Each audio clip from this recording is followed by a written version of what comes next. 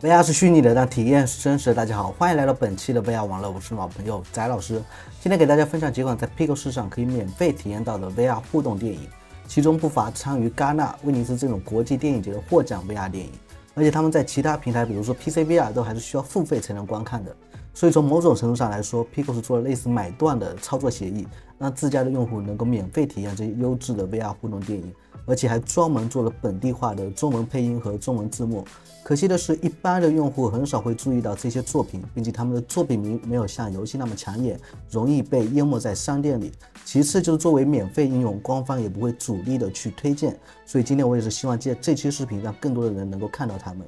第一个就是翠贝卡和威尼斯电影节参展 VR 电影《纸鹤》，这是一段30分钟时长的沉浸式互动故事。英文版由奥斯卡影帝爱德华·诺顿配音，国内则由大家熟知的演员黄觉参与配音表演。讲述了一个年轻的音乐家通过寻找被黑暗阴影吞噬的妹妹，发现了一个不为人知音乐秘密的童话故事。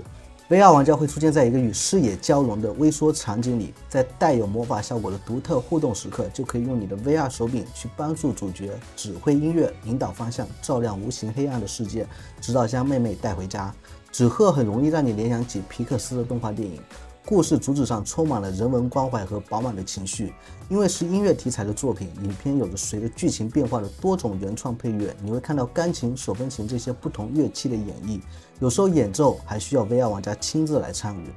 电影的图形风格是漂亮又栩栩如生的，虽然基本上周遭环境是全黑的，但在舞台中央永远都有聚光灯引导 VR 玩家的视线，随着旁白剧情的生动演绎，你会很轻易的被带入进去。整个30分钟完全算得上视觉和听觉的双重享受。如果你已经看完了一遍，就可以在菜单里有不同的选段进行重温，并不需要每次都从头到尾看一遍。第二个要推荐的是 VR 科教互动电影《苍穹》，由宇宙回响、时空之歌、暗淡蓝点3部分组成，每部分平均时长15分钟左右，整体的框架更像是一个 VR 纪录片。导演想要表达宇宙其实并不是无声的，反而是充满了音符。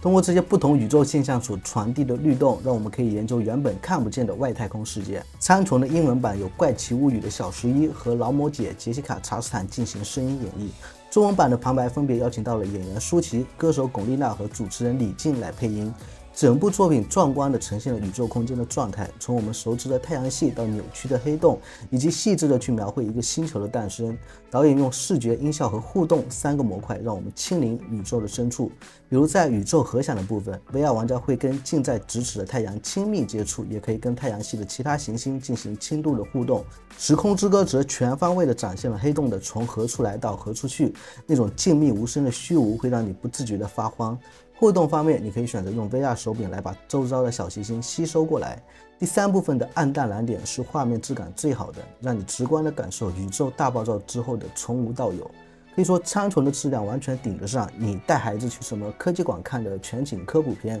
这也是入门级 VR 一体机作为家庭数码设备的重要使用场景之一。里面的内容不仅仅是只有玩 VR 游戏，还包括其他直观沉浸式的让孩子们感受到历史科教作用的应用。第3个要推荐的其实算不上互动 VR 电影，而是一个只有5-6分钟的全景 3D 科幻短片《守卫者》。这个作品你可以在 Pico 视频里体验到。实际上，这个守卫者在 PC VR 上是第一部带剧情的体积视频。比起一般的360度 3D 视频，最大的优势就是 VR 用户可以在一定的范围立体空间内移动头部。但是体积视频的格式的 PC VR 版容量高达29G 就不合适在 Pico 市场播放，因此最后上架的还是360度全景的 3D 预览版本。但即便如此，短短数分钟的体验还是非常惊艳的。故事讲述的是在反乌托邦的科幻世界，机器建筑工人为了保护家人，必须跟追杀者进行搏斗。因为这些机器人的角色都 CG 制作，就不存在现实相机拍摄对焦距离的问题，同样的也不会有奇怪的画面边缘畸变的问题，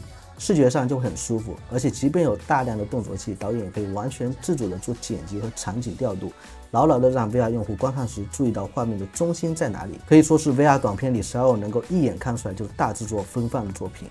最后呢，我们来到虚拟的海底世界看一眼。深海魅光是一部流程在20到25分钟内的 VR 互动电影。在这一段科幻惊奇体验中， VR 玩家踏上了探索海洋最深处的奇妙之旅。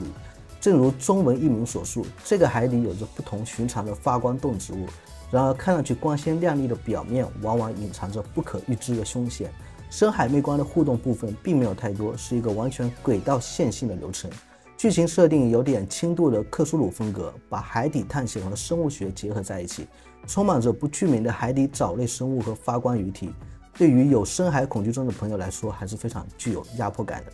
那当然 Pico 市场这一类的 VR 互动电影不止上述这些，我只是挑了几个自己印象深刻的来讲讲，大家可以自己去免费专区看看类似的作品，无论符不符合你的口味，总归是免费的嘛，体验一遍就赚到了，毕竟说不定过段时间就变成了付费也说不定，千万不要错过哦。OK， 那本期的视频就到这里，我们是不等待 VR 成熟，而是要陪着 VR 成熟的VR 财务圈。如果你也是对 VR 相关感兴趣，欢迎关注我的频道，点赞、投币、转发3连。那我们下期视频再见。